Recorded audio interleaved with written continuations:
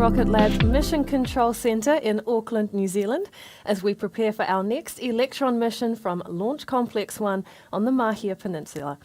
It is Thursday, 29th July, and Electron is fueled and ready on the pad as we approach the 6 p.m. New Zealand time launch. My name's Muriel Baker, and it's great to be with you for our live coverage of the dedicated launch of the Monolith SmallSat mission for the United States Space Force. Today's launch window is approximately 2 hours. The weather is looking good, and our operations team are not working any issues with the launch vehicle at this time. So with greens across the board currently, we are on track for today's liftoff. Now, today's launch marks not only our 4th Electron launch this year, but also our return to the pad following an anomaly during our last launch in May. Our flight investigation determined that an issue was experienced with the second stage engine igniter. This was an incredibly unique failure mode that was not identified in our extensive ground testing, including across more than 1,500 Rutherford engine hot fires and 17 successful orbital missions. But with the issue now well understood and corrective measures in place, we are back on the pad today with an even more reliable launch vehicle. We're grateful for the ongoing support of the FAA and, of course, our customers while we worked through the issue, and we're excited to be back to flight today. So now on to today's mission, to launch a research and development satellite for the United States Space Force. The satellite on board Electron today is called Monolith, and it has been designed to test how small spacecraft can support large deployable sensors. The data from this test payload aims to determine whether small satellite buses can be used in future for deployable sensors such as weather satellites, thereby reducing cost, time, and complexity. The mission has been affectionately called It's a Little Chile Up Here, as a hat tip to the beloved green Chile of New Mexico, where the Space Force's Space Test Program is based. This research and development mission for the Space Test Program follows on from a previous Electron launch in May 2019, called That's a Funny Looking Cactus, which deployed 3 other 3D satellites for the SCP. Now, these types of space missions flown by the Space Test Program validate fascinating and new technologies that modernize life on Earth and help us learn more about the universe. Early experiments that led to the establishment of the satellites that provide GPS around the world were projects launched by the Space Test Program, and we're thrilled to be partnering with this innovative division once again. Let's check back in now on launch operations and take you through our talented team of operators in mission control. Starting with the front row from the bottom left of your screen, we have our MET operator conducting weather checks on things like cloud cover and wind strength and their impact on the conditions for launch. Next along the front are the RF team, who look after our communication systems between Electron and our global ground stations. At the far end of the first row are our operators managing avionics, otherwise known as the electrical systems driven by software that tell the rocket how to operate and where it should go. On the second row, starting at the far end and making our way back toward the left, the first operator sitting behind avionics is the Propulsion Engineer for the mission, or PROP. They're responsible for the operation and management of Electron's propulsion system, both its hardware and software, and across the first and second stages during all phases of flight. Next to them sits Stage, another engineer who monitors Electron's propellant tank pressures, fuel usage, engine ignition and firing, and overall status of the engines. Moving along, those who sit on the left of the second row are engineers responsible for the guidance, navigation, and control of Electron.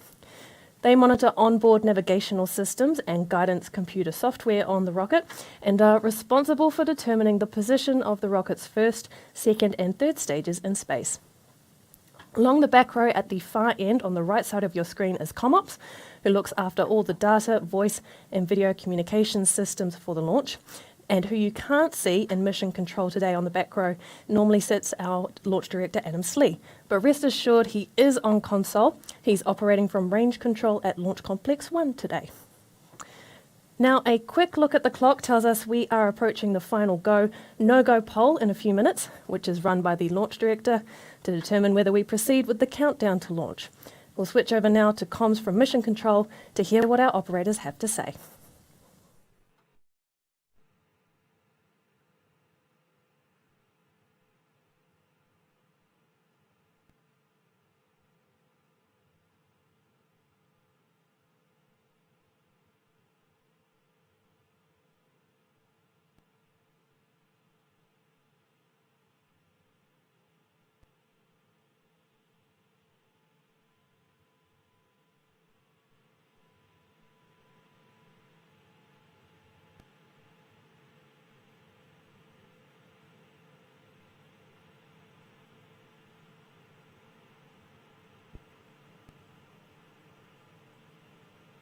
All stations LD on mission.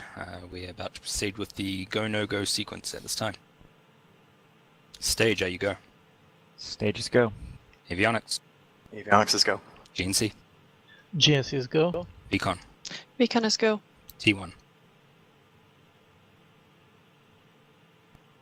T1 is go. GC. GC is go. PLS. PLS is go. RSO. RSO is go. MET. Met is go. MM. MM is go. LD sub. LD subs go.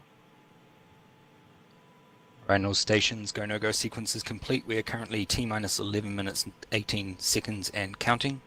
We'll go for terminal count starting at T-minus 10 minutes. From this time, the 3-word hold procedure is in effect.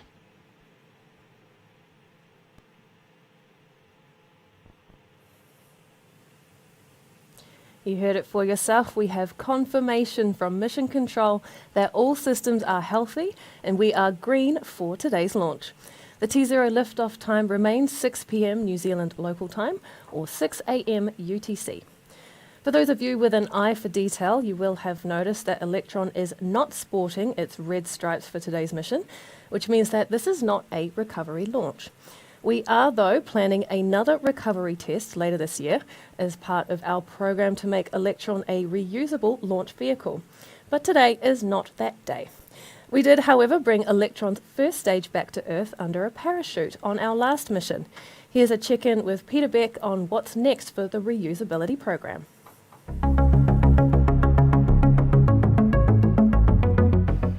So the Rocket Lab reusability program now has built quite a lot of heritage. So we started off by just seeing if we could reorientate the stages and just bring them through the atmosphere with no parachute at all. And we did a couple of those and they were very successful.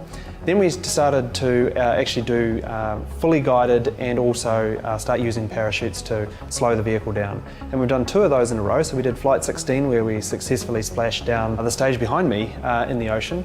And then more recently we just did Flight 20 where we made modifications to the stage and brought it back in even better condition. So the program is moving at breakneck speed and I think we're getting very, very close to bringing in the helicopters and actually seeing if we can pluck one of these things out of the sky. So we let the atmosphere do all the work. Now the challenging part of that is that because the atmosphere is doing all the work, then the rocket experiences some pretty tough environments. But we've been able to mitigate those environments through various thermal protection systems and ride a shockwave all the way through the Earth's atmosphere and tuck in behind it to keep nice and cool. And at the right time, we start popping a parachute and start slowing the stage down. So once we got the 2 stages back, the first thing we do is ironically kind of cut them up. And the first stage, the Flight 16 that we brought back, we took all of the components out of it and started cutting up the tanks and understanding how the material properties were affected. And then on Flight 20, we've taken that one step further and we're actually taken the engines out. And those engines will be hot fired down at the engine test cell to validate their life and their performance through re-entry and reusability. All the learnings that we're taking from Electron are directly being applied to the development of Neutron. And if we had to go and build a reusable launch vehicle with no experience, that would be a very, very difficult task. But with Neutron, we have all of the learnings from Electron's reusability program.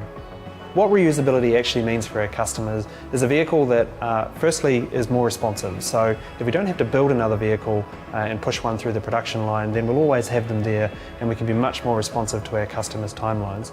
It also means we can launch a lot more frequently because we don't have to build vehicles. And I think ultimately, I think it increases reliability. We get to recycle the vehicle and prove its performance time and time again.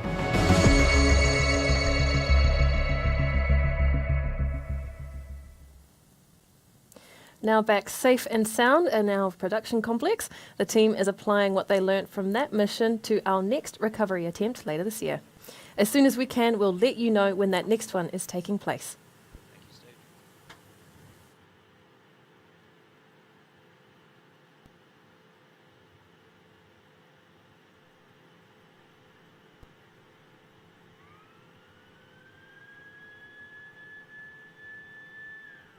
Stage 1 and Stage 2 high voltage batteries are ready for flight. Copy avionics.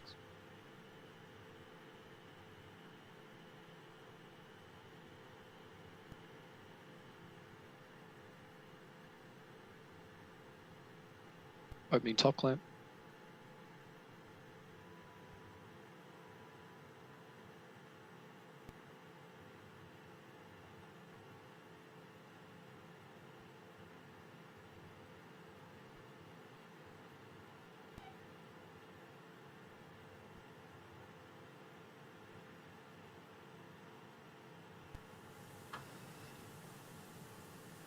Looking further ahead and even beyond Earth's orbit, we have an exciting set of missions planned for our customizable satellite Photon. Later this year, we'll be heading to the moon with NASA, and in 2023, we're making our hottest neighbouring planet cool again with our own private Photon mission to Venus. We also recently announced we are under a subcontract to design not one, but 2 Photons for another NASA science mission, this time to Mars. Here's more on how Photon plays into those exciting interplanetary missions.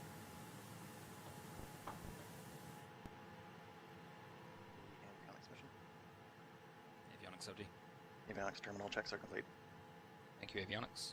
And please proceed with sequence. Photon will change the way that science is done by having more regular science missions that are more affordable, increasing opportunity for everyone.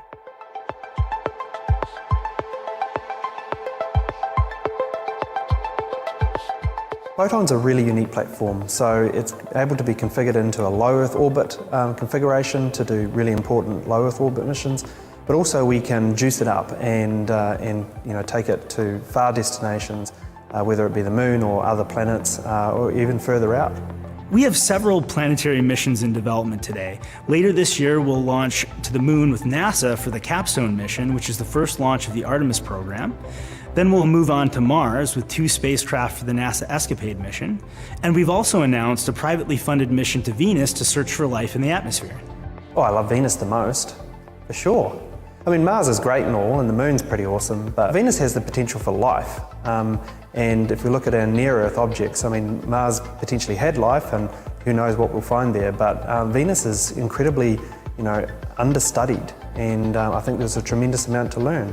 And if you look at Venus and Earth, they are the 2 closest planets to each other, and Venus is just Earth gone really bad, so wouldn't it be good to go and take a look at that?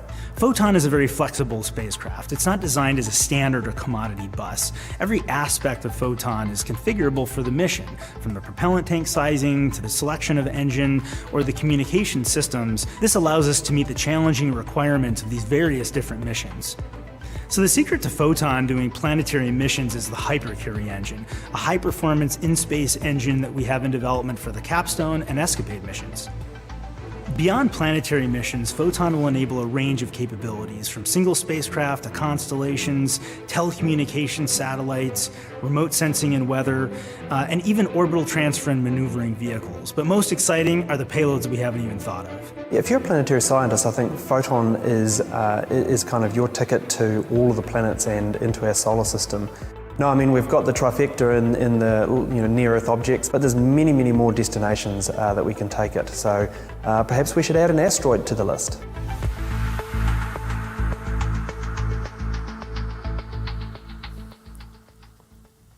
There's never a dull moment here at Rocket Lab, and we can't wait to visit many more destinations in our solar system.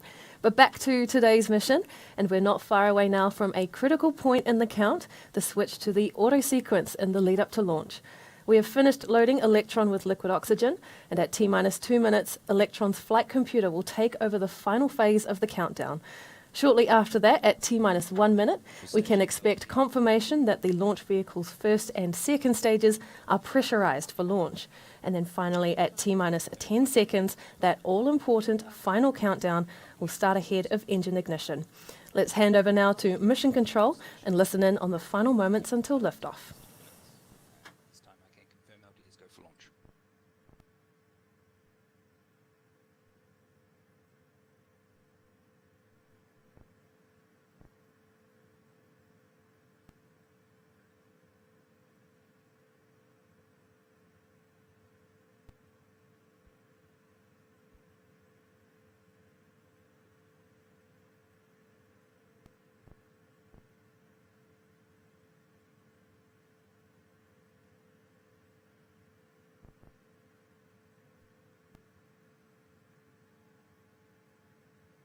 Vehicles on internal power.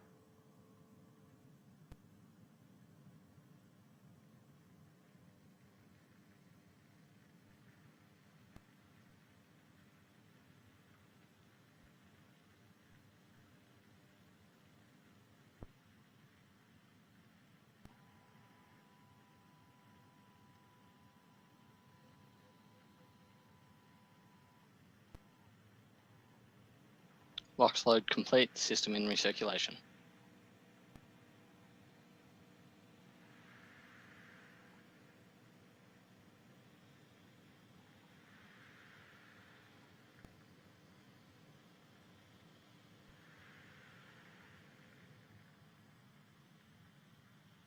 Anti-geysering disabled.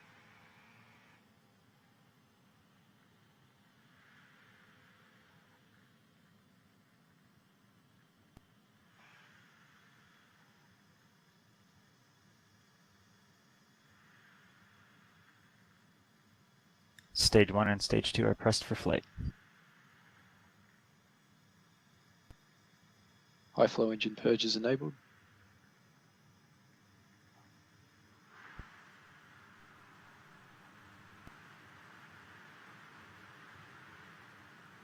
Deluge is activated.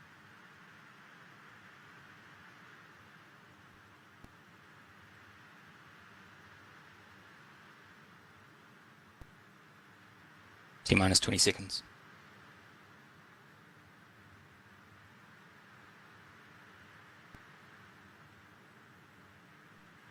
Ten, 9, 8, 7, 6, 5, 4, 3, 2. Lift off.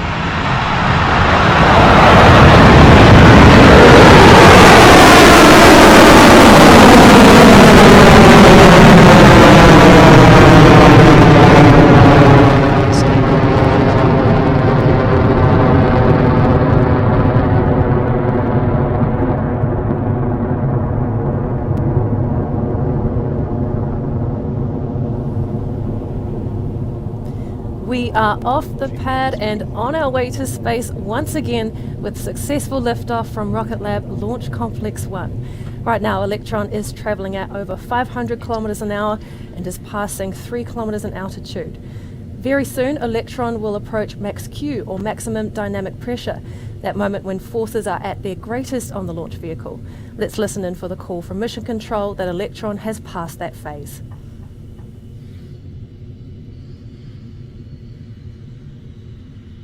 Vehicle is supersonic. Approaching max Q.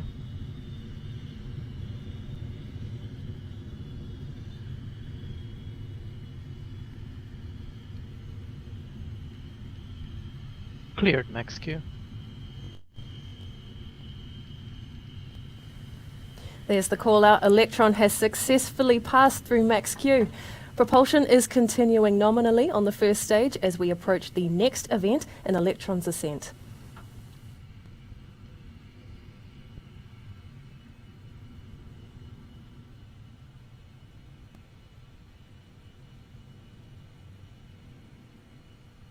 Altitude is 30 kilometers, speed is 1.3 kilometers per second. AOS Chatham Station. First up, the 9 Rutherford Save engines will holding throttle nominal, down standby before for shutting refueling off approximately completely, 30 seconds. otherwise known as main engine cutoff or MECO. Shortly afterward, we'll see separation of the first and second stages, followed quickly by ignition of the single Rutherford engine on Electron's second stage. 15 seconds to go.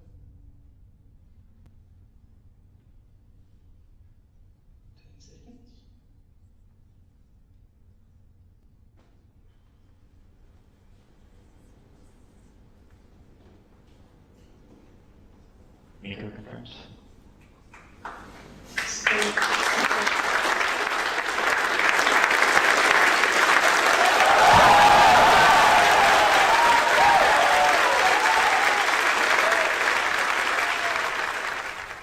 As you've seen, we've had a successful MECO, stage separation and second stage engine ignition.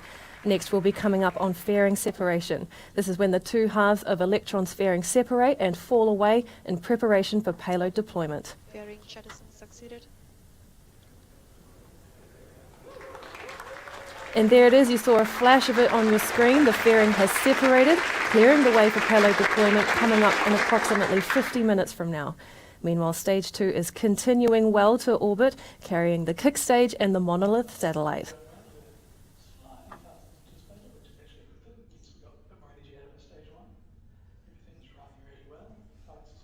Guidance is nominal, altitude is 140 kilometers. We are flying with 3 kilometers per second.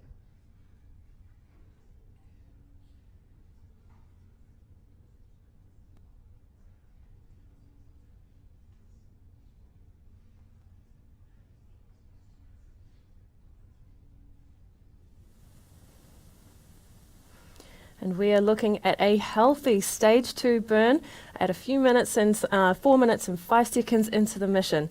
At an altitude of about 10,000 plus kilometers and a velocity of over 165, Electron continues nominally.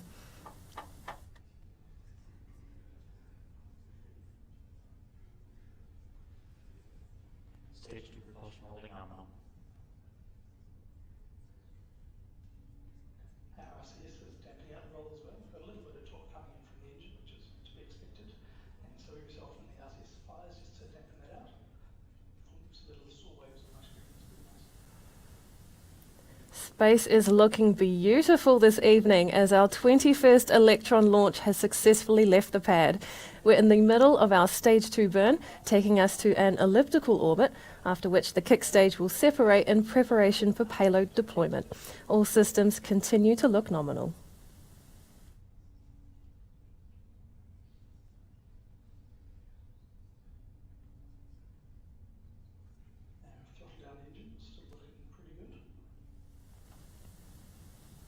So for those of you just joining us on our 21st mission, you will have heard from Mission Control that everything is continuing nominally during our second stage burn. Ahead of kick stage separation is the battery hot swap, coming up in about a minute. On our way to orbit, we are travelling at a speed of over 13,000 kilometres with an altitude of over 200. Battery discharge nominal, approaching hot swap in roughly 30 seconds.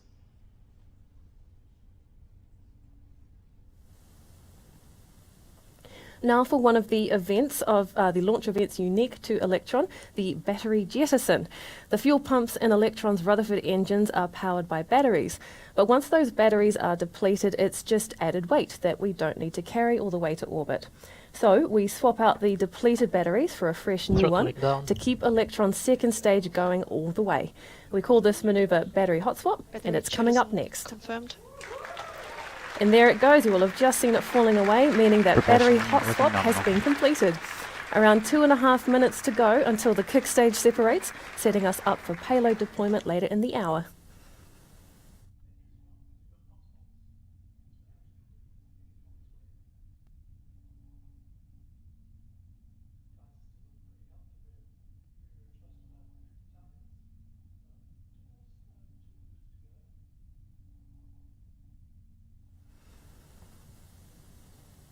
What we're looking at on your screen there is the glowing hot vacuum optimized nozzle for the Rutherford engine on Electron's second stage. It's the same base engine that we used 9 of on the first stage to do most of the heavy lifting, but when we're in space we only need one. The vacuum optimized nozzle extension allows us to match the pressure of the environment, unlocking some 5,800 pounds of thrust.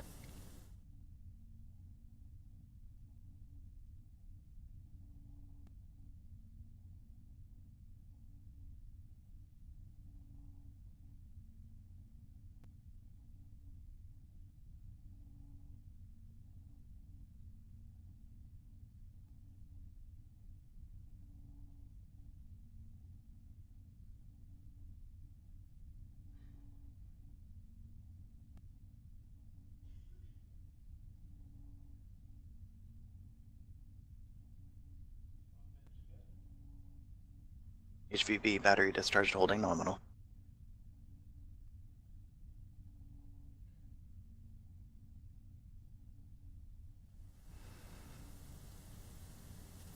Electron's second stage is now approaching SECO, or second engine cutoff. Much like main engine cutoff, the stage 2 Rutherford will throttle down before the kick stage separates ahead of payload deployment. We are now 8 minutes and 13 seconds into flight, and everything is looking great for payload deployment in approximately 45 minutes. Guidance is in terminal, 20 seconds remaining.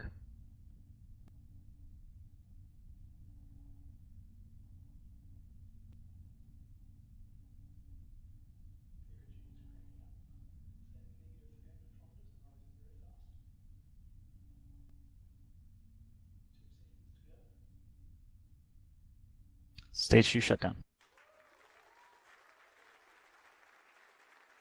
Stage 3 separation confirmed. And minimal cancel orbit achieved.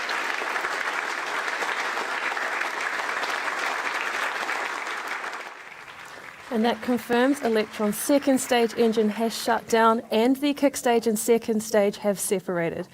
So the kick stage will now enter what we call a coasting phase while it's in an elliptical orbit before its Curie engine ignites to circularize the orbit ahead of payload deployment.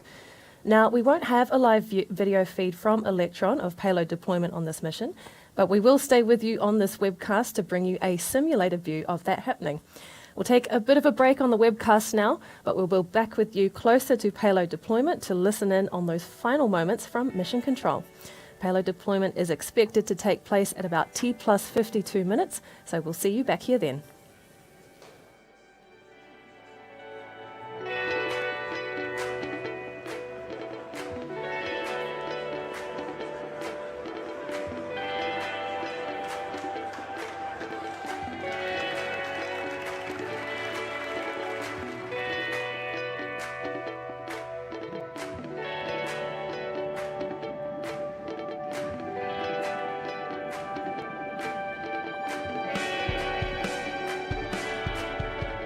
So for anyone interested, I'll read out the orbital elements. Our target apogee was 603.83 and we're at 605.15. Target perigee 246.8 and we're at 245.6. And the inclination is bang on at 37 degrees. So we're on track for a really tight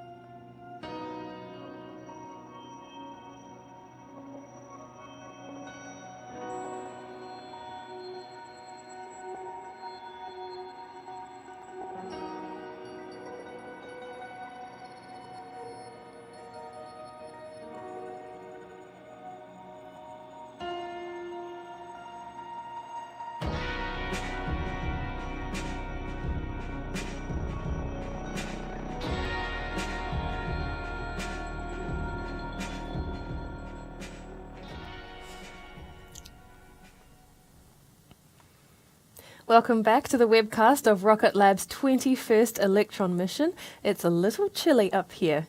If you're just joining us, we have had a successful liftoff and Electron's kick stage is now in an elliptical orbit around Earth. We're coming up to the Curie engine ignition on the kick stage. It's the small but mighty 3D printed engine that maneuvers the kick stage into a circular orbit in preparation for payload deployment.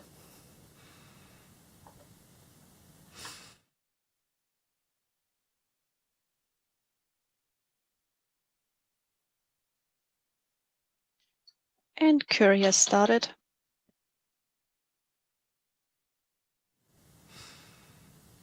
And there you have it, the Curie engine has ignited and the burn is underway to circularize our orbit. This burn has a planned duration of about 50 seconds, so let's listen in to hear for a successful engine cutoff after that.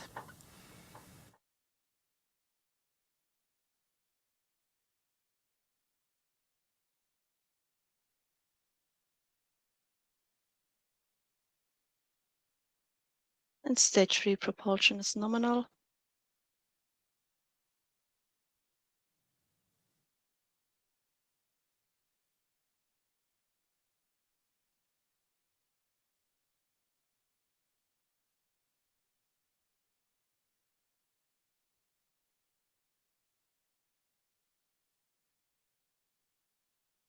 Stage 3 propulsion is holding nominal.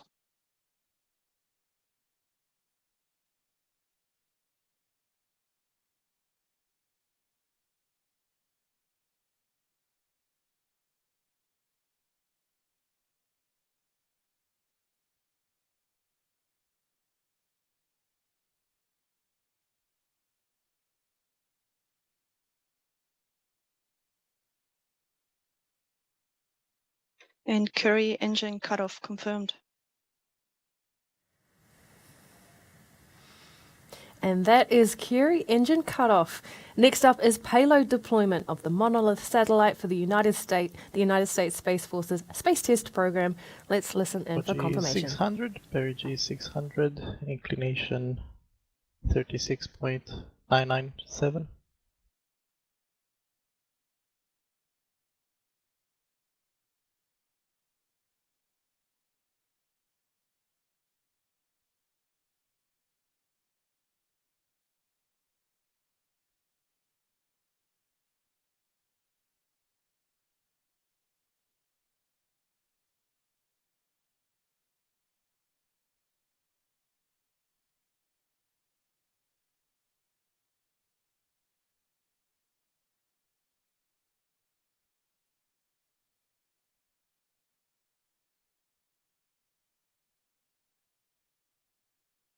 And payload separation confirmed.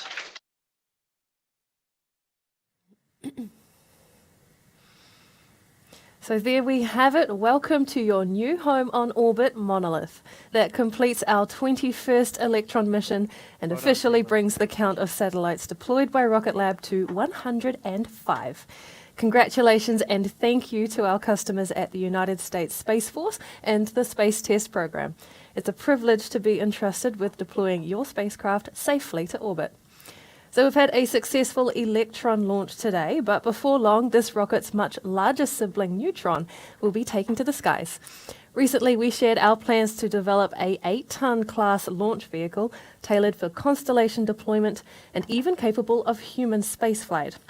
Neutron will usher in a new era for Rocket Lab, supporting our big plans in low Earth orbit and far beyond to interplanetary destinations. And right now, we are hiring. We're currently recruiting talented individuals into the Neutron program across engineering and technical roles in both our US and New Zealand teams. It's an incredibly exciting time to join the team and be part of the next huge step for Rocket Lab. So if you think you've got what it takes to join a world-class team making an out-of-this-world launch vehicle, head to rocketlabusa.com. Before we sign off, though, a huge thank you to the many other teams that make missions like this possible, including the FAA, the New Zealand Space Agency, and of course, the entire Rocket Lab family. So, with 105 satellites successfully deployed to space, we're going to end today's webcast. Thank you for joining us, and we'll see you again very soon for the next Electron mission. This is Rocket Lab Mission Control, signing off.